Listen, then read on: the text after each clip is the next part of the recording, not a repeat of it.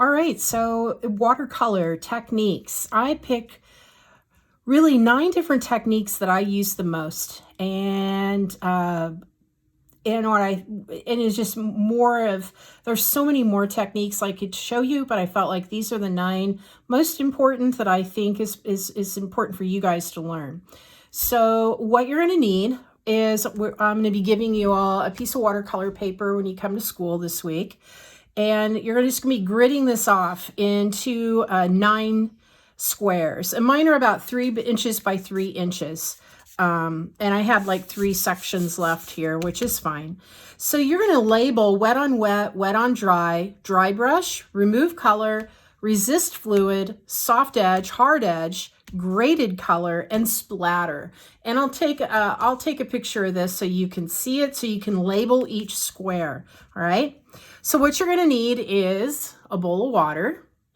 You're going to need your watercolors. This is I bought this at Hobby Lobby. It's a nice little portable, huge set of watercolors that I got there at Hobby Lobby. I took advantage of a 50% off coupon and bought them. You're going to need a round brush. Round brushes are my favorite. This is a size 10 that you're going to need. You're going to need an older, jaggier brush that you'll use here in a minute. And that's about it. Oh, and a paper towel. I always have a paper towel either sitting next to me to wipe my brush off with. When I rinse my brush and I don't want so much water, you need a paper towel, either in your left hand, right hand, whichever way. And we're going to be using masking fluid. So masking fluid is a resist fluid. It's protecting the white of your paper. So I'm going to show you how to use resist first. And also I want you to put down some painter's tape. I went ahead and just cut some little strips and just pressed them down really firmly to my resist fluid square. Okay. So now I'm going to shake up this resist fluid. And if you're using mine in class, it's probably going to smell like rotten eggs. Sorry about that. But resist fluid is just going to cover, it's kind of a rubbery looking stuff. And all I'm going to do is just touch. I'm going to put some little dots for like night sky. You can do it with water for like the white part of an ocean wave. Maybe you want to protect the paper for clouds, to make clouds. But I just did some dots. Immediately wash your brush out, because it will ruin your brushes if you don't. And then put the lid back on. Okay, so we're going to let that wax resist set until it's not wet anymore. And we're going to move on. So wet on wet, one of my favorite techniques to use. So I'm going to pull my water over here. I'm going to get my brush wet. I'm going to sit it so you can see. Sorry, my camera frame's not really big enough. And I'm going to pick out a color. I'm going to do purple. So with watercolor, the first thing you have to do, I'm going to hold this over, you have to hydrate your colors. So I'm loading up my brush with water, and I'm coming over here, and I'm just soaking that purple back to my water and soaking and letting that purple get hydrated so I can get some color. I'm going to go ahead and pick, let's use white and purple for my wet on wet. I'm going to hydrate my white down here, get water, and just fill it and just rub it and get that pigment hydrated and activated. Okay. So wet on wet, the first thing you're going to do, get your brush with clean water. And all I'm going to do is just brush on a coat of water on my square. And I don't want to go past my drawn line, because wherever the water is at is where my color is going to go. So I want to see the glistening of the water on my paper's surface, just like this, okay? Now I'm ready to get some purple. I'm going to load up my brush with purple. I'm rubbing my brush in my purple, not worried about mixing right now. And I'm going to come over here and I'm going to touch, and I'm wet on wet is wherever the water is on my paper, the pigment's going to go. And you can see it's bleeding out and it's not staying perfect, and that's okay. So now I'm going to get my white, load up my brush with white. I'm going to come over here Now I'm just going to do wet on wet. My wet paint, my white paint is wet. My purple is still wet on the paper. And all I'm going to do is let that blend together, mix all together. And I should have said, first of all, I want you all, when you were in class, to tape your paper down to a board. And I have the boards in class, so your paper won't bow and roll. Now, if I want to pick a different color here so you guys can see a little bit better wet and wet, I'm going to grab some yellow. So I'm hydrating it. So my brush is loaded with yellow. Just going to touch. And I'm going to let that yellow go everywhere within that purple. So I'm going to have a really beautiful atmospheric effect. Okay. So this is called wet on dry. So first thing we need to do is I'm going to just put on a coat of paint. I'm going to hydrate my surface. I got a little bit of yellow so I could see. Now I'm going to just cover my entire surface with yellow here. Now, if I touched my purple, it would bleed into there. So wherever you don't want your color to go, you don't want to put water. So I'm just going to let that yellow wet on dry set for a bit. Okay. Now, third is your dry brush. Dry brush is just that. It's a dry paintbrush, no water on it, but I have some paint that's already been hydrated. So I'm just going to grab my brush. I'm going to tap it in that purple. See where I got purple on my brush? If I have a paper towel, I can dab it on here to get rid of some of the pigment. And then I can dry brush right on there, just like that. And you can see it's a really beautiful texture that you get. I could get a different color. I'm going to just grab some yellow. I can clean my brush, get the purple out of there if I want without water, just by rubbing it in my paper towel. Come over here and grab some yellow, just dabbing it, and then I can just pull that yellow over the top of my purple. And I got a really beautiful dry brush effect. Okay. So you might be asking me, the fourth one here is remove color. So let me move my water back down here. I've went ahead and I'm just going to plop some color down here. And I've got all this purple.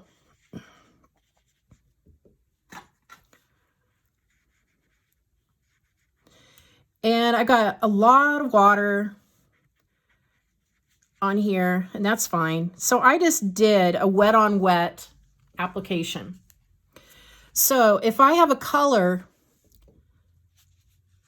I don't want, so for instance, I add a different color on here, like this orange, so you can see it. And I don't want that orange. I'm going to clean my brush really good with the water, take my paper towel, dry it off. And what I'm going to do next is I'm going to remove this orange color best I can with my clean, dry brush, just like that. So I'm dragging my brush over that orange and removing it. Okay, that's removing color. And then I could go back with my purple and fill that in if I decided I didn't like it. But my color still has to be wet to remove color. Okay, so just dragging your brush is removing color while it's still wet. It's also a great way to remove color when we start doing our cloud studies. You're going to get tissue paper and you're going to roll it up and you're going to remove color this way for your cloud studies. And this is a way people will do clouds, just like that. Okay, removing color. So let's go test our wax resist. It's still a little wet, so I can't touch it. So let's move on to our soft edge and our hard edge. Soft edge. A soft edge is an edge that's not crisp and hard. So I'm going to grab some orange. I'm hydrating it by adding water on top of my paint. And I'm going to create a soft edge. So I'm just going to go ahead and paint a solid wash of color. My paper is dry. Clean my brush. Get rid of the excess water on the edge. And see this edge here? That is a hard edge. It's clean and crisp. I don't want that. So just with my brush and water, I'm just going to drag my brush over that edge. Clean it. Get rid of some excess water. Drag it over again. Now I've created a soft, beautiful edge. So if I do my hard edge over here, my paper is nice and dry. I've got pigment on my brush. And I'm just going to create that hard edge just like that. So right there is a hard edge, and that's a hard edge. Soft edge. Okay. Graded color. This is our 7th, at a count, technique. Graded color is what we do for skies. So I'm going to come over here. I'm going to get a blue. I'm going to start at the top of my square. So right up at the top, I'm loading up my brush, just so you can see here. Got water, I'm loading up my brush, and I'm rubbing on that blue because it's really dry. Excuse me. Now at the top, I'm going to drag my brush across. My paper is dry. I've added no water. I'm going to drag it across again. I'm going to clean my brush out with water, drag off the excess. Now I'm going to touch here, and I'm going to start bringing this color down because I want it darker at the top and lighter as it gets to the bottom of my square. And I'm going to do this again.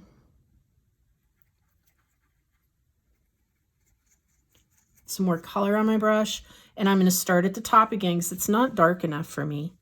Got a hair. There we go. Dark. And I'm just going to start gradually bringing my brush down. Notice I didn't go back for water or pigment. Just like that. Sometimes I'll let this dry and go back over it like I'm going to do here with wet on dry. So when this is dry, I might want this blue to be brighter. And then I just get some more pigment. And just keep going back and forth. And that is called a graded wash. Dark, medium to light with your watercolor. Okay. All right, so our last technique is splatter. Splatter's fun. So with splatter, all I'm going to do, I'm going to pick a color. I'm just going to use my purple since it's all ready to go. I'm using a brush that's square, and I'm just getting pigment all over the ends of my brush really good, just like that. Now, I'm going to take my finger on the end of my bristles, and I'm going to go pring, pring, and I'm going to get little splatters of purple all over my page, just like so. It's kind of fun. It's fun to do for a night sky, to do that on black, white paint on black, or a dark blue. But right now, what we're going to do is come back up here to our resist. So with the tape, oops, excuse me, my palette's on the way. I'm going to grab a green. And I'm going to go over my tape here.